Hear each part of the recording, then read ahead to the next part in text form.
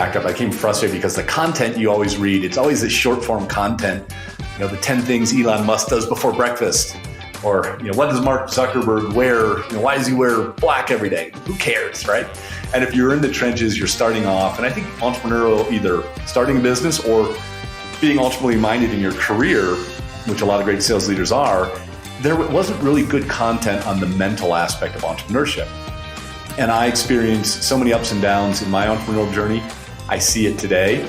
And I would argue that you take the same business plan, same access to resources and capital, the difference tends to be the mental tenacity of the entrepreneur.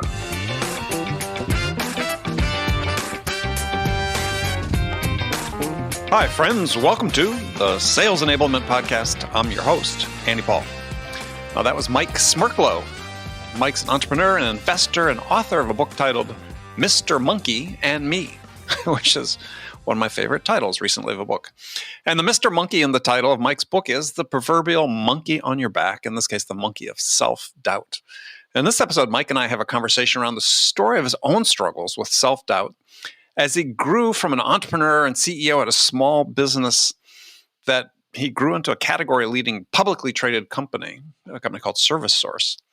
And on the other side of the coin, Mike shares a story about the day he was let go from ServiceSource and the events that led up to it, and why it turned out to be the right thing to happen after all, and what it has meant for him.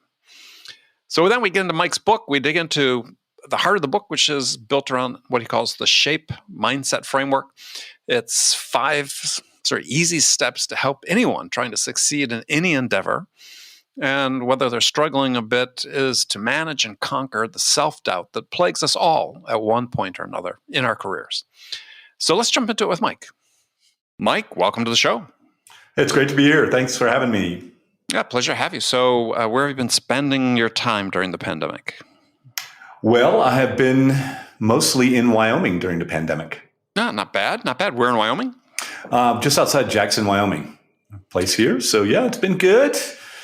Trying to figure out, starting to travel again. So, the world feels to be kind of opening up, but maybe shutting back down. Yeah, I was going to say, we're recording this in a week before the presidential election. And yeah, we are definitely experiencing a surge. So yeah, I unfortunately, I think we're going to be headed back where we were in March and April. Yeah, I think that's right. Actually, I think I love your material and your podcast, but I think learning to sell in the pandemic is a brand new set of challenges to an already difficult thing to do. Yeah. Well, I think that I really think that one of the real big issues that we'll confront is that people didn't sign up for this. That's the bottom line, right? Most people, when they went to work and signed up for a company, they didn't sign up for this. And as much as it's great to be enabled through the tools and technology to be able to do it, I think it's going to be a real problem if it's for a lot of companies and a lot of employees if it goes on way too long. Yeah, I think you're right. It is unprecedented times, and that word is used quite a bit, but I actually think it really qualifies this time.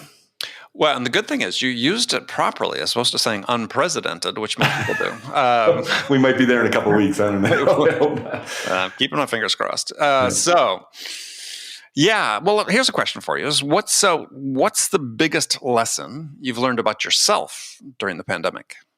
The biggest lesson I've learned about myself is that I desperately miss interchange with people one-on-one. And I knew that. I've always been an extrovert. I've always enjoyed the camaraderie of being in an office or I now run a venture capital firm, so working with the entrepreneurs. And I think you can get 75 to 80% of the work done. A lot of work, I realize, is fine to do remote. But there's something about sitting down with a leader or a prospect or what have you, face-to-face, and having that dialogue and human interchange, which is always important, but I probably didn't realize how important it was to me. Face-to-face. Exactly. Yeah. Yeah, as opposed to virtual. Yeah, I think this is obviously an issue in sales is people are full of quote unquote data and research, which are really just sort of spur of the moment surveys saying, oh, this is the way buyers prefer it. They don't even want to talk to us. They don't want to see us. And it's like, yeah, I don't think that's the case. Yeah, I don't think so either. And I spent my career before venture running a company that did both inside and outside sales. And I just don't know how you do enterprise sales. And we've seen it. There is something about sitting down at dinner with someone, learning about their family, their whatever their personal interests are, that builds a connection that enables a value proposition sale. And it's just really, really hard to do over Zoom or a phone call. Yeah, certainly as the sale becomes more complex, I think that's certainly, I think is true, 100%. But I think even before the pandemic, in the SaaS world in particular, there was this skepticism about the need to go meet customers face to face. And I remember giving a keynote address to a group of enterprise sales and leaders and saying, who travels to close a deal? If you're got a deal, let's say it's over 100K annual contract value, Yep. do you go travel to see them? And very few raised their hand. And I was thinking, if I was competing against you, that'd be worth it. That's worth a plane trip to go close a 100K deal. I'd beat you every time. Heck yeah. Yeah. We used to do the old, I'm in the park. I'll be in Seattle tomorrow. And if the customer said, prospect said, I could meet you there, we'd say, holy cow, we better go book our flights to Seattle. That's how we did it. Seattle. I used to do that for London and Bonn and Berlin and places like that. It's like, same I'm going to be over in Europe next week. What's your schedule on Tuesday? Oh, you're not there Tuesday? Well, actually, I was going to be there Thursday. Exactly. I read my calendar wrong. That's right. I had it upside down. It's actually, I try to relate to people with stories about, I spent years selling overseas well before the internet, even before email. And try prospecting in a multi-billion-dollar company in Berlin with nothing but a phone and no directory, no internet, no email. I mean, it's a different challenge. And once you're able to make a connection, going face to face made a difference.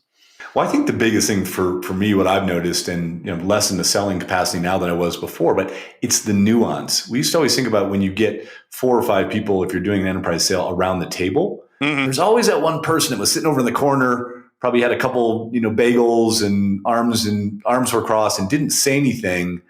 And part of the sales job is who's the buyer, but who's the sniper, right? And I think it's hard on Zoom to get that body language that's neutral to negative, because usually in my experience, that's the more important person. Like, okay, what is Fred over there who didn't say anything? What's his role? What is he trying to do? And why is he a blocker? That's hard to pick up over Zoom. What did he say about me as soon as the meeting was over? Exactly. Yeah. The second meeting, that's always the hard one. It's always the hard one. And Steve Martin, not the comedian, but the professor at USC who writes about business and so on, did a study on this whole thing about stakeholders and saying, you got to sort of dismiss this idea that it's, one vote per person type thing. Is there's always a dominant figure in the group of influencers. You need to figure out who that is. That could be the guy in the corner, not saying anything, eating the bagels, who looks like, he does not wearing a suit, doesn't look nice. He could be the guy.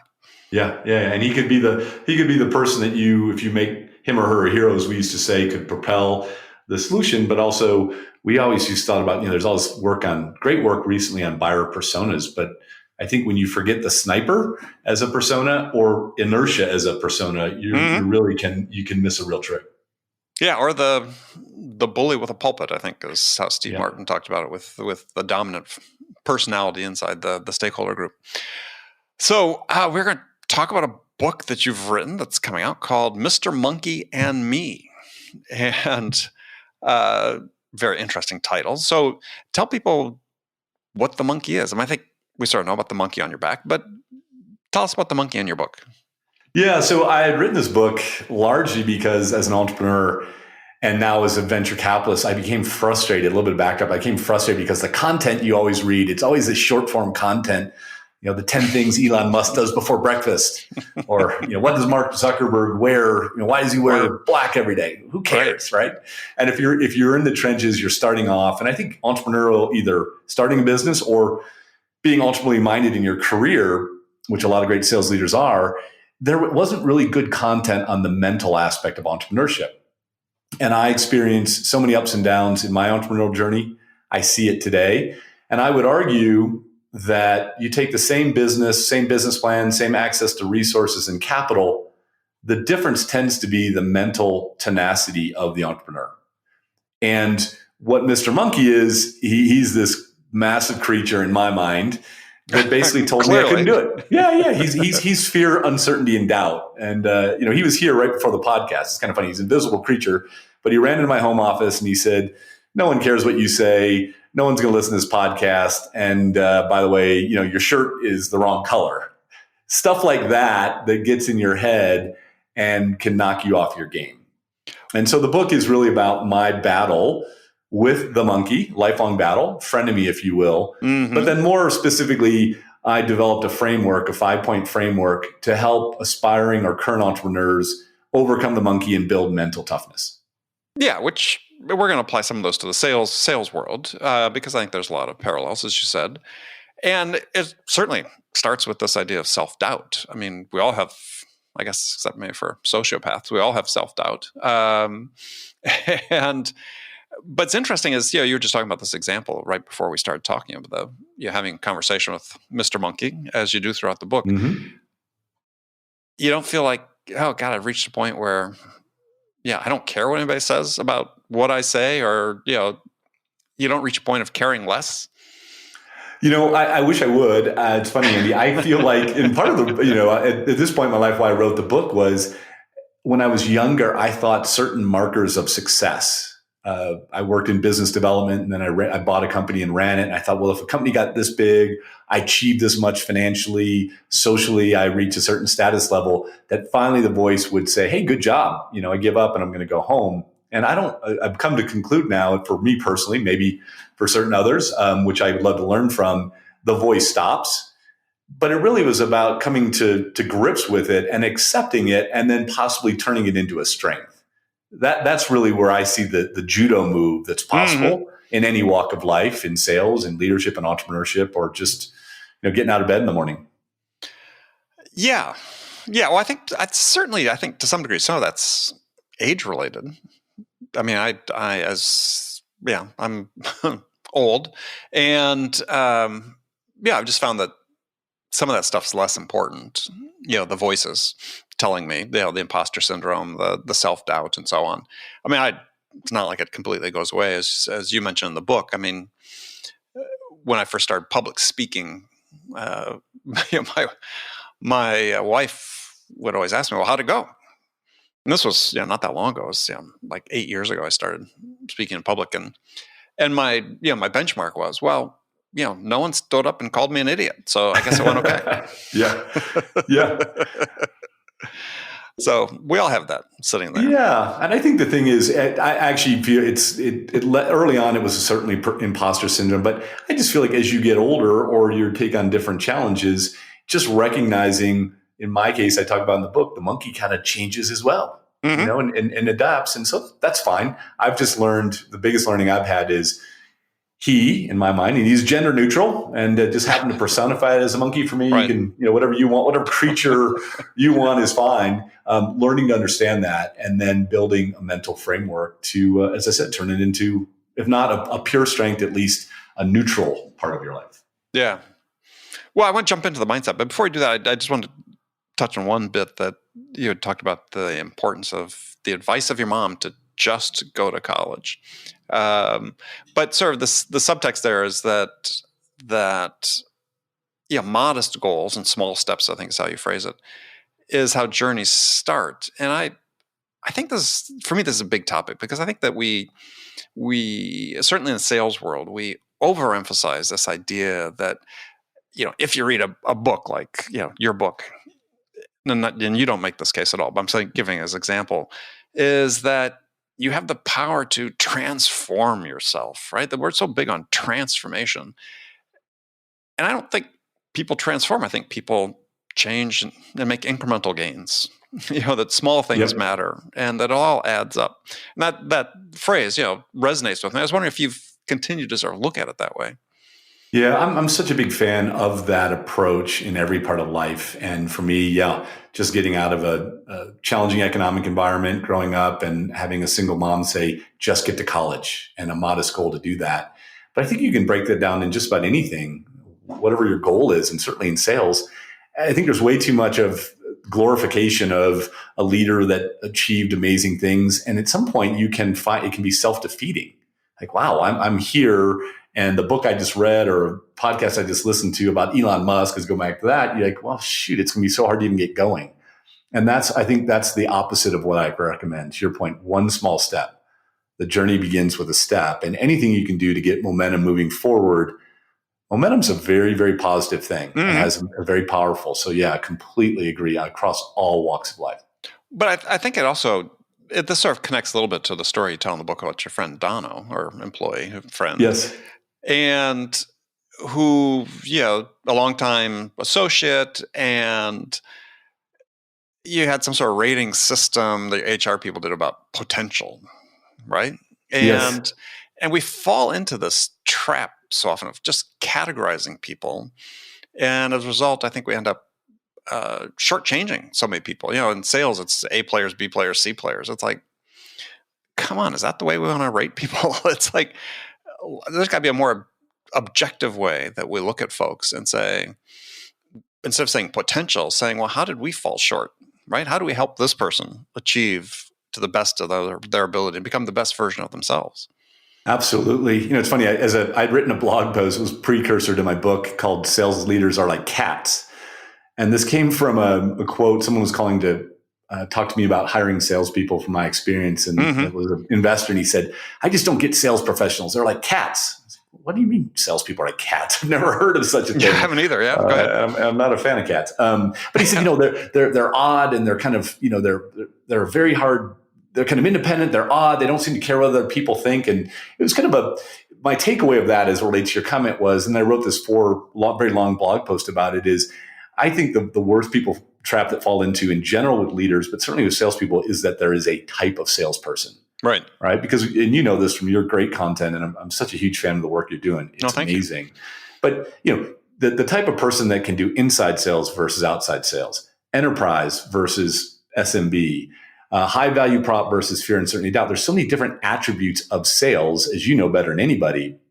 So you could have someone say, I'm not a great salesperson. Well, actually, we found in the company I ran called ServiceSource for a long time, there were some great people that were very good at inside sales, high volume, and they couldn't make the transition outside sales. So to your point on potential, I think it's really about understanding yourself, learning what you're good at, and playing to your strengths. And that certainly applies to sales leadership and sales capabilities like it does everything else.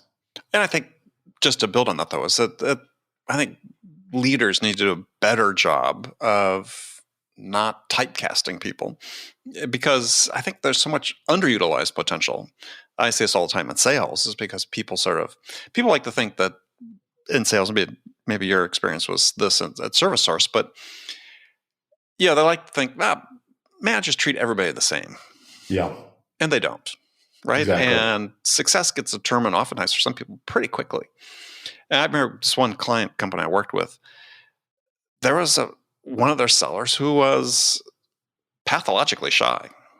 I mean, you would not have interviewed, I would not have interviewed, I wouldn't have put this to anybody else, but because someone clearly did hire him. But he had been a software engineer and had been brought over into sales. And he couldn't bring himself to talk to somebody face to face, basically. But to your point about inside sales, he just crushed it. He was selling a technical product. He was an engineer, so he knew the product inside out. He knew the use cases inside and out. Yeah, I worked at that company as sort of a fractional VP for like 4 years, running sales one day a week. And after 4 years, he still couldn't bring himself to talk to me in the lunchroom. Yeah. But he was just killing it. And people like this get overlooked all the time. And companies, sort of shoot themselves in the foot because they think, we looked at their potential as per your story about Dono, and they got to go. The Dono story is a great. That was the context behind that was just a great role player that we were, to your point, trying to put into a very thoughtful McKinsey-esque graph, right? High potential, low potential, all that stuff that we do to prove that we're great, effective managers. And I certainly fell in that trap. But then we looked at it, and the aha moment for someone like that was he was an amazing carrier of the culture badge. And that wasn't all he did. He had great attributes, but it was the trying to put him into a box and then stepping back and saying, maybe we're thinking about this wrong. If we want to build a great company, if we want to have camaraderie and leadership from a grassroots movement, can he help us with there? And once we modified our own aperture, if you will, then we put him in different roles and he flourished. And it's just a great reminder of all the things you just alluded to. Yeah. And the point is that not everybody sells the same way. And this is sort of may sound odd coming from somebody that is employed by a technology company, but yeah, there's this movement afoot to try to use the technology to make everybody just like everybody else. Right? Is if I can record phone calls and coach to, a certain template, if you will, of my quote unquote top performer. Well, but not everybody can be that person, and they could be just as effective, but in their own way. And we seem to have been losing this ability. I think I see it a lot in sort of sales organizations and in the tech world, losing this ability to develop the strengths of the individual, so they can be like Don, or they could be effective contributors in their own way. And maybe I'm sensitive to it because that's the way I came into sales. I'm an introvert. I didn't, had never thought about being in sales. The first few months out making in the East Bay area in Oakland and San Leandro, making, 30, 40 cold calls a day in business parks, it really smacked me in the face. I was like, I don't think I want to do this at one point. Well, I have a question. So, Andy, how do you think about, how does that relate in your world to what the buyer is? Because I also find, I'll put forth that idea that I think that often you overlook the type of buyer and matching the personality to that. Do you see that as a common mistake as well, certainly for earlier companies? Well, they do buyer personas, but is it a technical buyer? Is it the CFO? Is it the head of HR? And then back solving to the type of salesperson? Well, that's a good question. Well, I don't think you can necessarily do a match because you don't know a priori what you're going to run into. Yep. And so I think this idea of being authentically yourself is that, you're not going to be a personality match with everybody you run across, but that's just part of your job, right? That's part of life. How do we work in a diverse environment and still help the buyer achieve what they want to achieve and achieve what we want to achieve? And I think we can sort of go too far with the personas issue because at the end of the day, as I like to say, you sell to people, not personas. Yep. And people's are infinitely more complex than the personas that we've written for their position. And you need to have the ability to dig deep and ask the questions and listen to understand what they're saying. And multiple personality types can do that. Well, I think I have multiple personalities inside my head. So I think we all for the book, right? But I think that I love the persona work, and I encourage all my portfolio companies to do it. Yeah. But what you just said is so incredibly important, which is, but don't become so enamored with it that you sell to a persona, not a person. That's right. Brilliant. I'm gonna write that down and share that with our teams because you can have. Yeah, I'll send you the blog post. Yeah, please do. Thank you. But it is critical, right? Because this is such a big thing for me. Is that we're in a human business. Technology is helping, AI is helping, but it should be there. AI right now, it's, hey, let's get rid of the repetitive tasks to free up more time to spend time with our customers. But then secondly, the second wave is going to be, well, how can I help amplify your humanity to help you more effective in those moments you're interacting with people? And it's not to become less human, it's to become more aware. Yeah, exactly. And so, all right, so let's talk about, your mindset, the SHAPE mindset, self-help, authenticity, persistence, and expectations. And let's dive into those, see if we have time to get through. Now, it's interesting you talked about self. You said, hey, critical things, you have to know yourself. And you have this list you said you wrote as a 22-year-old, what you know about yourself. I know certainly myself as a 22-year-old, I could never have been nearly that self-perceptive. Is some of that sort of retrospective, or did you actually write those things? Because you had some fairly keen insights into yourself that I was not capable of. I talk about it in the book. I was one of the lucky finds I had in a kind of a weird moment. I was going off to college. First person in the family to go to college. I'm selling beer at Cincinnati Bengals games on Sundays, carrying 3 jobs. And I found this old self-help tape in the back of my mom's attic. And it was the self-help movement, this guy named Dennis Waitley. And I just bring this up because it really cued into this world that I'd never heard of, which was around understanding your strengths and weaknesses and self-awareness. So I listened to those things almost nonstop in college. I don't think any of my fraternity brothers know that, but I'd walk to class and act like I was listening to music, and I'm listening to self-help tapes. But what it did for me was, one, it showed me a different world of mindset, and then secondarily, it helped begin a journey on self-awareness. And that was an actual list that I found in some old college notebooks. And it's dead on. I think the biggest thing that what it really told me is way too much of self-help or what have you is around trying to fix your weaknesses. And I've become a believer over the last 30 years is it's really hard to change any weakness. It's impossible to change someone else's weakness. So if you can focus on your strengths and other strengths, it's a much easier, I think, way to live, but also will enable success by saying, I'm really good at this. And yeah, I got to improve a little bit here. But if I can focus on my strengths and play to those strengths, better to run downhill than walk uphill, if you will. Yeah. Well, I have to admit, as a 22-year-old, if I look back at my career and what my strengths are, no perception of what those would have been when I was 22. So congratulations on that. Now, but you had two interesting things in that list that I wanted to ask you about. One is you said, I care more about my own success than just about anything else. And two is I love team wins, but my personal success is more important than team success. So the first thing that popped to mind is, I need to ask Mike, would you hire that person? Yeah, well, it's a bit embarrassing, right? And I think anyone who works with me probably says, yeah, that's actually right. What it cued in for me is, it sounds pretty horrific, actually, when you say it out loud. But what Sorry, it did do, no. It's the list. That's self-awareness. And what it showed for me is I was never a really good.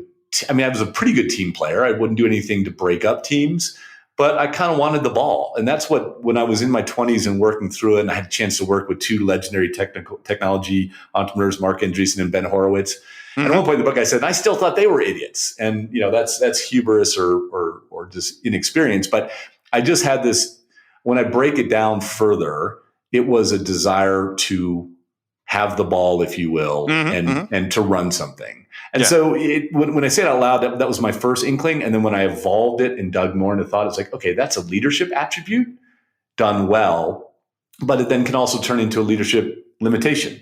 Because if you only want to do this by yourself, you're going to run a one-person company. And so it took me a long time. By the time I retired, there's over 3,000 employees at the company I was running.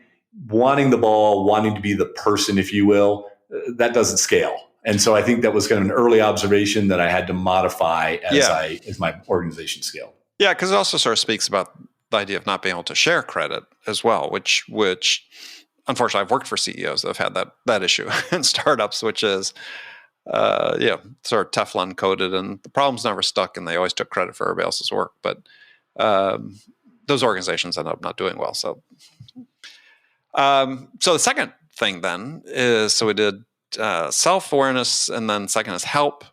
And this is, I think, such an important topic, is having, I guess, the self-awareness, I'd call it the vulnerability to ask for help. Vulnerability is a better word. And the reason I put them in this order is I think it's a self-awareness, this grid of like, what am I good at? What am I not good at? Then comparing it to where you're trying to get to. And if you think about if you're an individual contributor or a sales leadership, the risk is you think you have to be good at everything. And there's no such person. Right. And so what I finally figured out through a wonderful person I was lucky to know Bill Campbell back in the Valley. Yeah, I worked for Bill at Apple. Yeah, so what we became the $1 trillion coach is the book that's written about him. But Bill was a guy that said, wait a minute, Steve Jobs has a coach, Tiger Woods have a coach. Why the hell doesn't Mike Smerklo have a coach? Mm-hmm. And if you knew coach, he kind of said it with a few more explicatives and a gravelly voice that was legendary.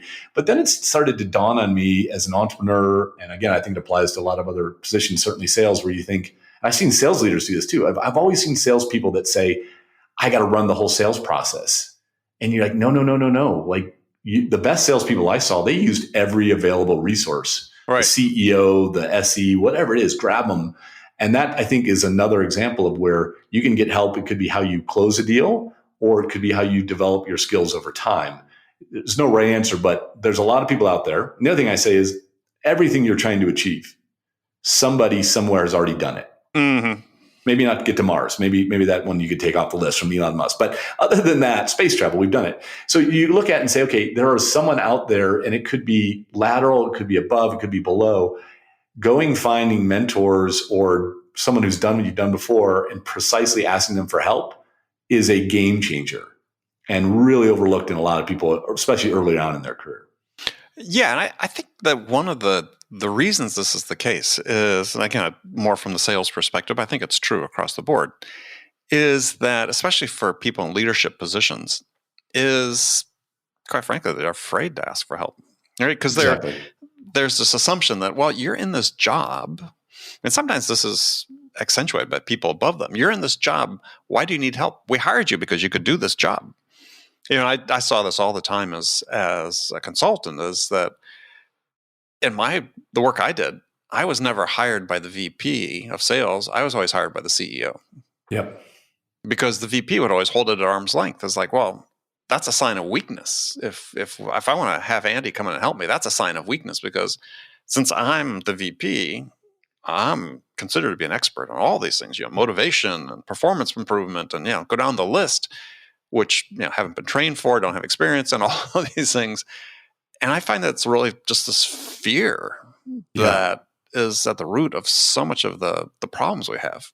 That is such an amazing observation. And I, as a CEO, I talk about, I hired and fired 4 head of sales because I didn't know what I was doing and I didn't know what I was looking for. And then finally I got some help and it evolved forward. But to your point, I think the sales leader who says, or any leader, but sales who says, oh, I don't want help, and starts to take that mindset, it's a short term. It's so hard to make it if you're not open-mindedly looking around going, who can help me?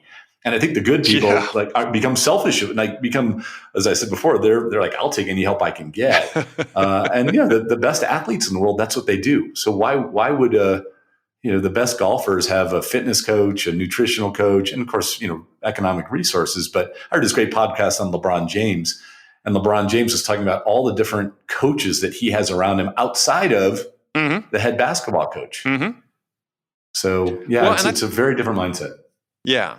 Well, that's a whole different conversation about coaching and in business, because to LeBron's point is I think certainly in the business world, we've just done a piss poor job of coaching people.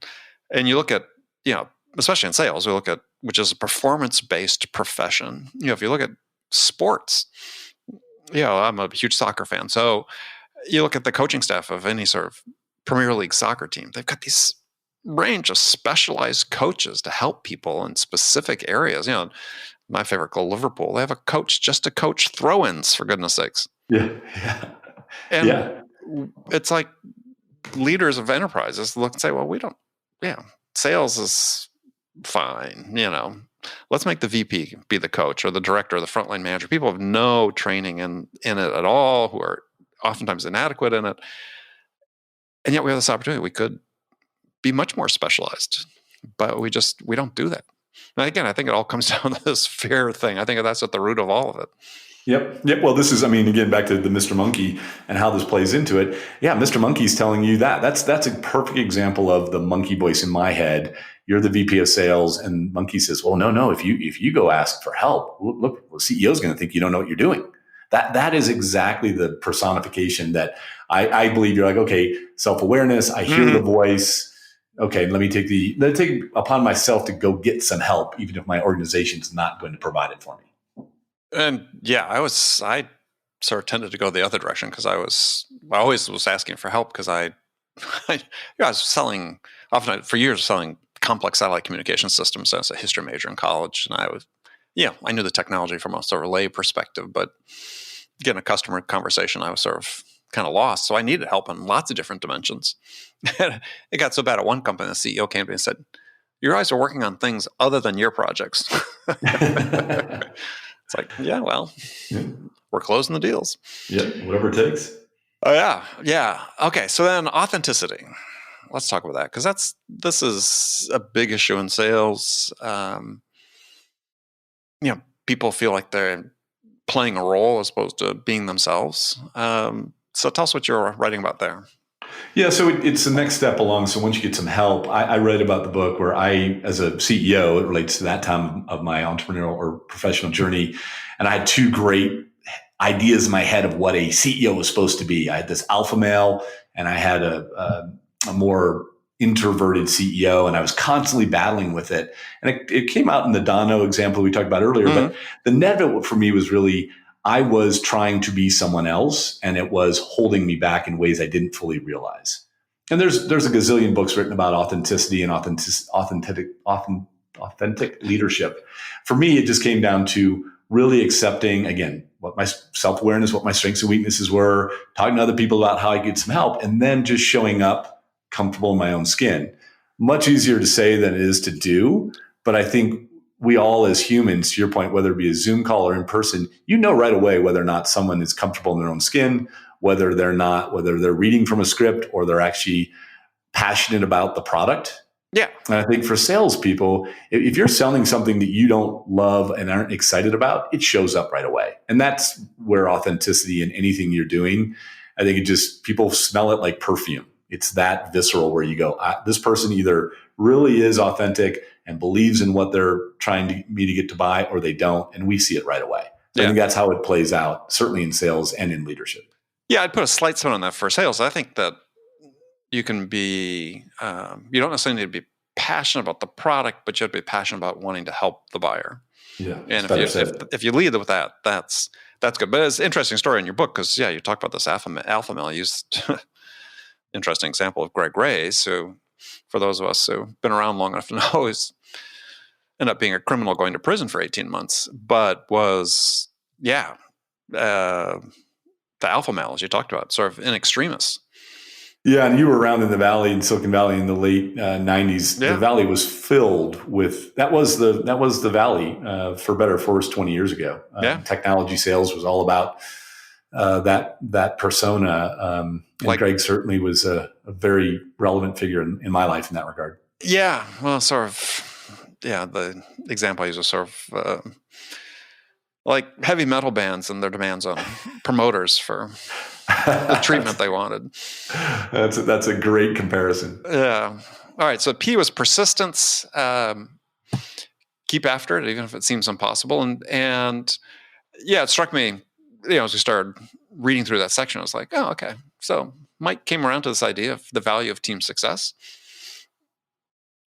Yeah, and I think that the persistence mindset, it kind of goes back, Andy, what you were talking about earlier about that first step.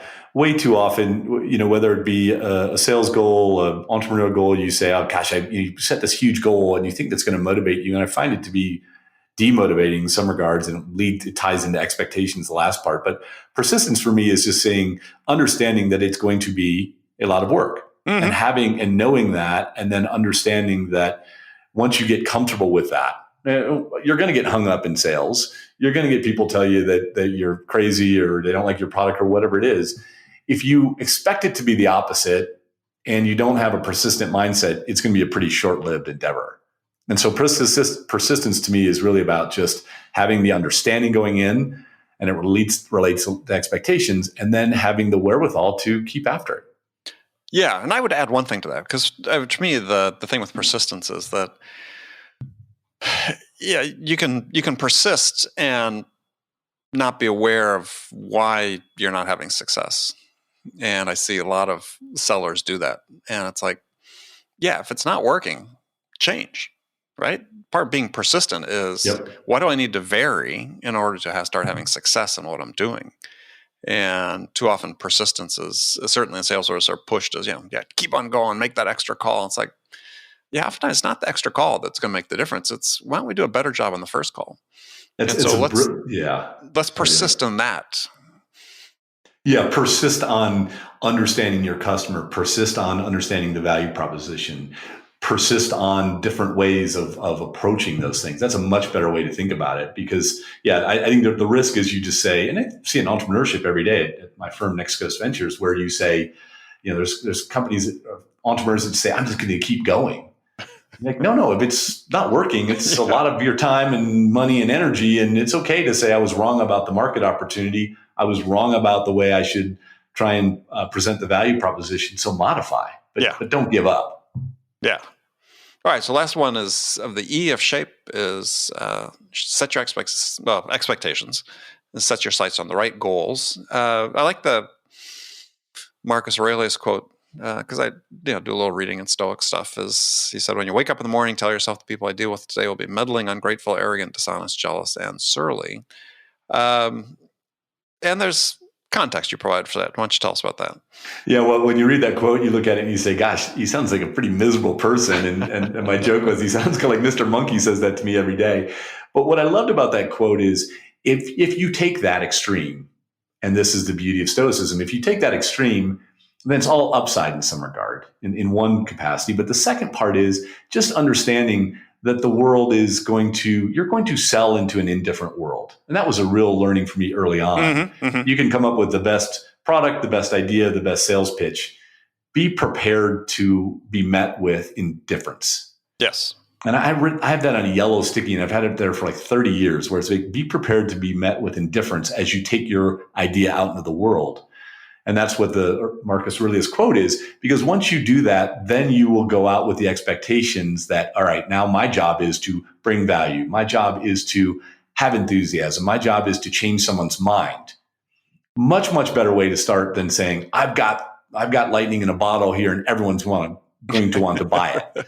I heard this great podcast with Mark Andreessen, again, who I worked with briefly, and I'm just a huge fan, is such a great speaker. He said, the world is busy. You tell me right now, someone who has extra time to go research the next best blank that they may want to be buying. No one's doing that. The world is busy. And so the faster, it ties to that quote as well, the more you think about, I'm going into an indifferent and really busy world, I think your mindset and your expectations as to how to sell, how to get through challenges is radically different than a 180 view of that.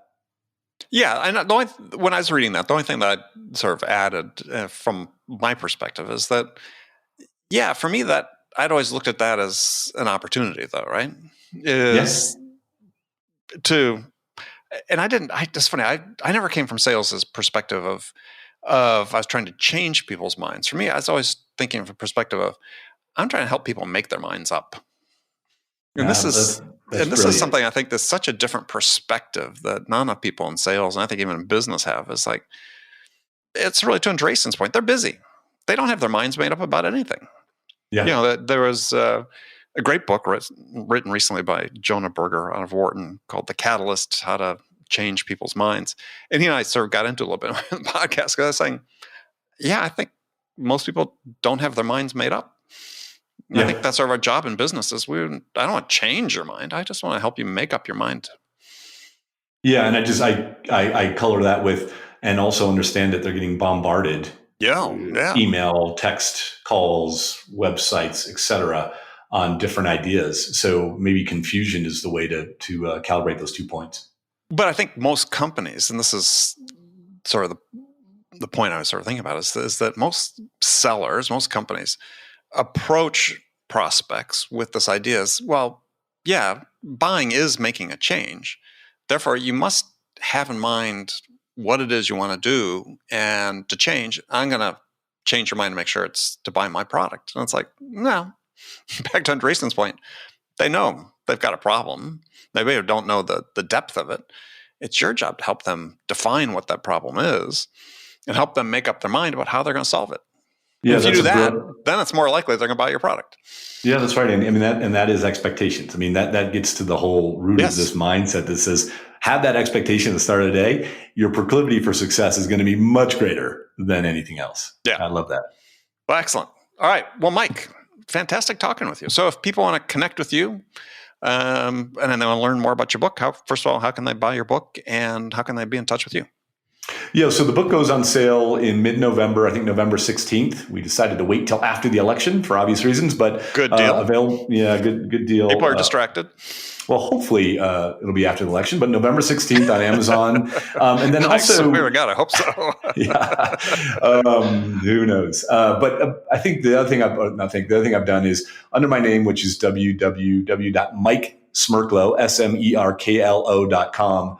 I've got a bunch of resources around sales, nothing as robust as yours, but there are some things that I've seen from sales There's also a quiz about entrepreneurship and mental tenacity that's free to take, and there's a free chapter of the book. So MikeSmerklo.com is the most effective channel for that. And then I'm on all social at the same handle.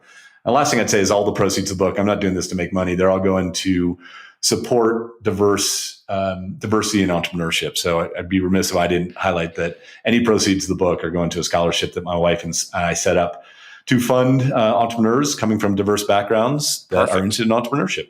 Perfect, because as you know better than I, but less than 2% of venture capital money goes to not people of color, but African American entrepreneurs.